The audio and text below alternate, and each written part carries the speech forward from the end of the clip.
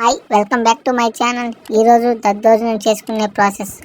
అన్నంలో పెరుగు, ఉప్పు, కొంచెం నీళ్ళు పోసుకొని కలుపుకొని లైట్గా కలుపుకొని కొంచెం 10 నిమిషాలు పక్కన పెట్టుకోవాలి.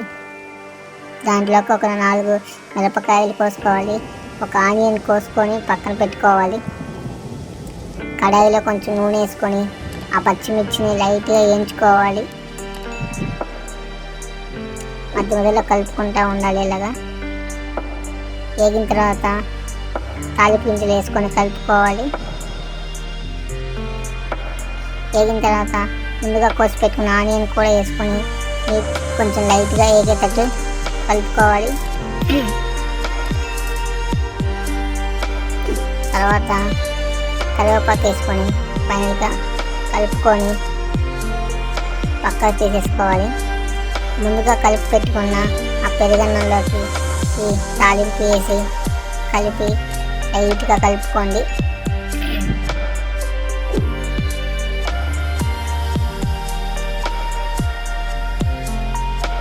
మొత్తం కలిసేటట్టు కలుపుకుంటే ఇంకేముంది, దద్దోజనం రెడీ అయిపోయింది.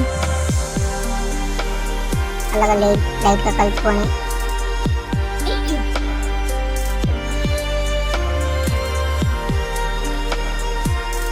చూడండి ఎలా ఉందో. చూస్తుంటే నోరు ఊడిపోతుంది. అలా ఒక ప్లేట్లోకి తీసుకొని తింటుంటే ప్లేట్లోకి తీసుకొని మొత్తం తింటుంటే అబ్బా టేస్ట్